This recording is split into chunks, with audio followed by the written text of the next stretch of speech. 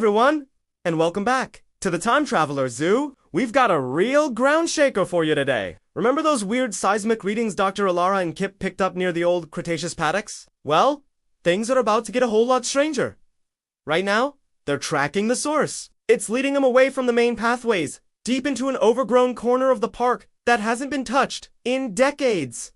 Look at that. Under all this moss and rock, there's something else. It looks like metal. Kip, give me a hand here. It's a hatch. A sealed hatch. This isn't on any of the zoo's official blueprints. What was someone hiding down here? As they pry it open, a cloud of dust billows out, and the air crackles with ancient energy. A faint light flickers to life inside. It's a hologram. A face from the past. It's Dr. Aries Voss, the zoo's original founder. A man who vanished from the records years ago. He looks worried. His voice, digitized and faint, echoes through the chamber. He's talking about unstable DNA strains. He's issuing a warning.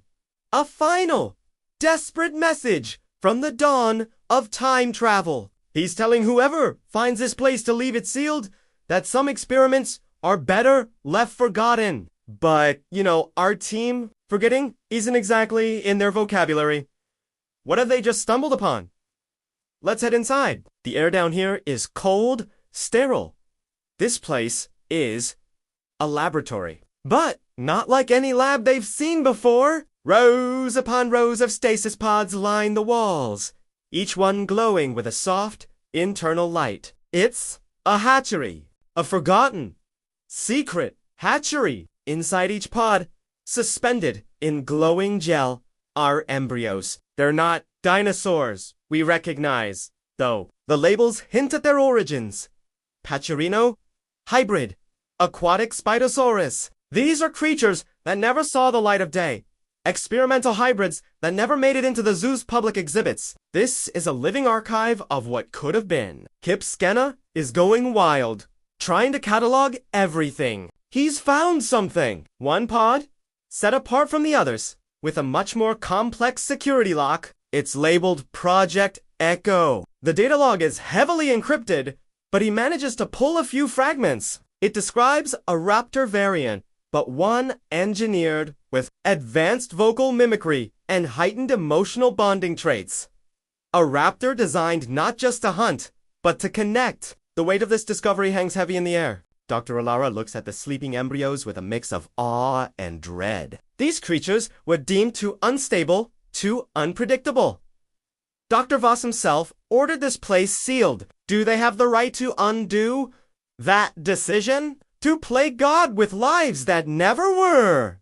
It's a huge ethical dilemma. Bringing them back could unlock new scientific frontiers, but it could also unleash untold chaos. As they debate, a call comes in from zookeeper Marnie Topside. She's reporting something odd. The Triceratops hood near the excavation site is agitated, pacing and bellowing at nothing.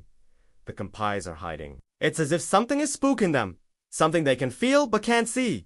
Elara wonders, could it be a psychic resonance? A ripple effect from the hatchery they just activated. Are the creatures in these pods already influencing the world outside, even from their slumber? The decision might be getting taken out of their hands. Just as Elara makes that connection, the ground beneath them lurches violently. Alarms, silent for decades, blare to life with a deafening screech. Red lights flash across the pods. The tremor wasn't a one-off event. The entire facility's structural integrity is failing. Dust and rock crumble from the ceiling. They need to get out of here, now. But it's too late. A spider web of cracks races across the glass of a nearby pod. Not just any pod's Project Echo. With a sharp hiss, the pressure seal breaks and the pod cracks wide open. The gel spills onto the floor and a small figure struggles to its feet. It's a juvenile, an echo raptor. It's smaller than a compy, with large, intelligent eyes that blink in the flashing lights. It lets out a small, hesitant chirp and stumbles forward. Its eyes lock onto the first person it sees, Dr. Elara, a connection sparks instantly. It's imprinting, the tiny creature wobbles towards her, nudging her leg. Then, something incredible happens. It opens its beak, and a sound comes out. Not a chirp, but a word. Hello! It's Elara's voice. A perfect Eddie Emimi. Cootie! Another tremor shakes the room. More violent this time. A support beam groans and buckles, crashing down and blocking their exit. They're trapped. As they scramble for a way out, fragmented holographic logs from Dr. Voss flicker around them, triggered by the power surges. We see his face, younger, filled with hope, as he first conceives of Project Aqua creature that could bridge the gap between human and animal. Then, we see his fear, his desperation, as he realizes the potential for unintended consequences, sealing the lab as his last resort.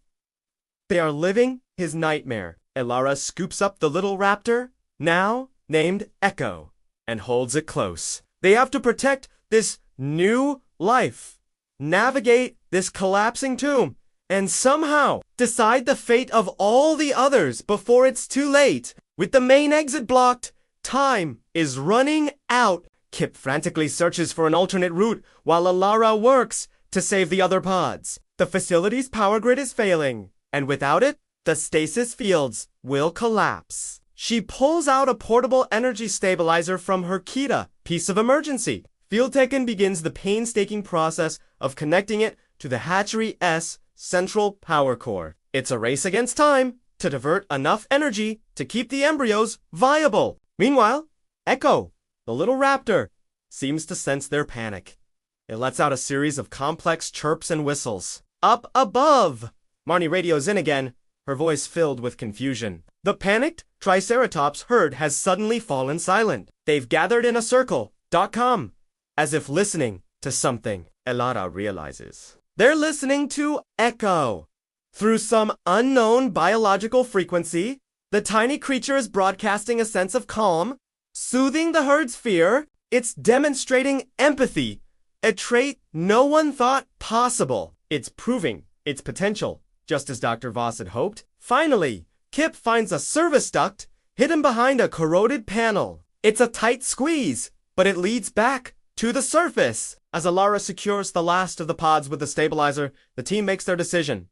They can't leave this discovery buried, but they can't unleash it either. They vote unanimously. They will relocate the entire hatchery, pod by pod, to the zoo's secure bioethics research lab. They're under controlled conditions. They can study these creatures and make a responsible choice about their future as they emerge back into the sunlight. Kip opens his datapad and makes a new entry in the zoo codex, his voice filled with a newfound sense of purpose. The founder called them mistakes. But today we learned that some echoes from the past don't deserve to be silenced. Some echoes deserve a second chance. But the story isn't over. As our team gets to work, high on a ridge, overlooking the zoo, a figure watches them through a pair of high-tech binoculars. The face is sharp, intelligent, and bears a striking resemblance to the man in the hologram doctor. Voss. This is his descendant, a rogue geneticist who's been hunting for the family's lost research for years. The secret is out. Back with Elara, she cradles the little Echo Raptor. It looks up at her and chirps a soft, haunting melody. Elara freezes. It's a tune! She knows! A lullaby her mother used to sing to her when she was a child. A lullaby no one else should know. How? How is that possible? Thank you so much for joining us on this incredible journey into the past. What do you think we should do with Project Echo? Let us know in the comments below. And if you don't want to miss what happens next, make sure you hit that subscribe button and ring the bell for all future episodes of the Time Traveler S Zoo. We'll see you next time.